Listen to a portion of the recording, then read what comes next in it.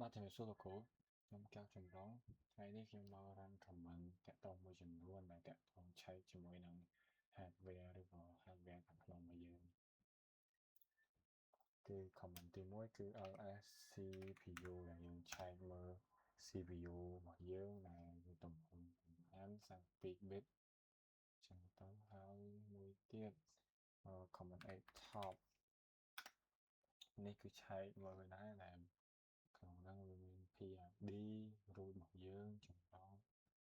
អញ្ចឹងទៅហើយដើម្បីធ្វើការចេញហ្នឹងយើងចុច Ctrl C វានឹងចេញមកហើយ comment មួយទៀតដែលគឺ free.8 ដែល comment នេះយើងមើល memory របស់យើងទំហំប្រមាណ G ហើយប្រើប្រាស់អស់ប្រមាណហើយ comment មួយទៀតគឺឆែកតាក់ទងជាមួយនឹង disk របស់យើងគឺ df.8 នេះដែលទំហំ disk របស់យើងបានឆែកមើល disk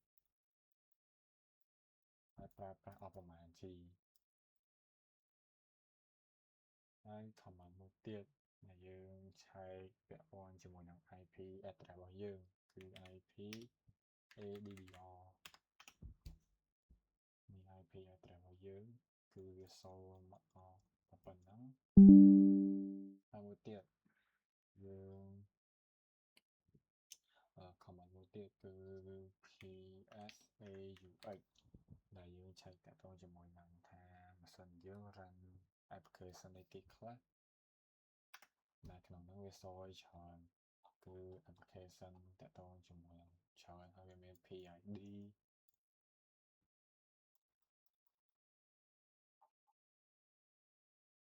ហើយ comment មួយទៀតដែលយើងចង់តាក់ទងជាមួយនឹងគឺ clear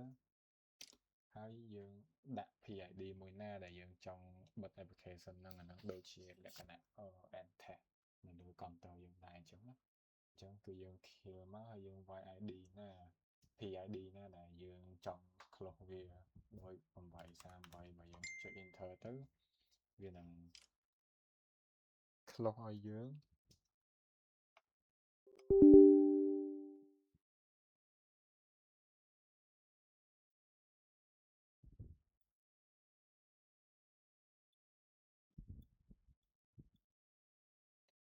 មួយទៀតយើង run command sudo reboot វានឹងធ្វើការ restart វាយ password យើងចូលមក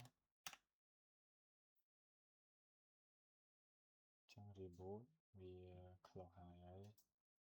នេះដោយសារខ្ញុំបើកនៅ Windows PowerShell នេះធ្វើការ reboot restart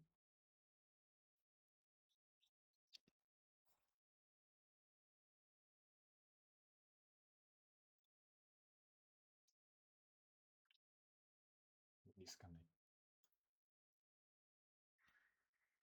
យើងហើយចូលមកទៀត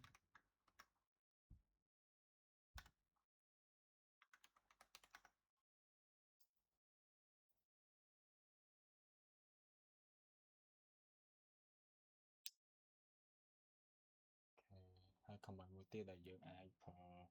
បិទ YouTube នៅ server ហ្នឹងហ្មងគឺ sudo power off វានឹងធ្វើការបិទ YouTube server យើងហ្មង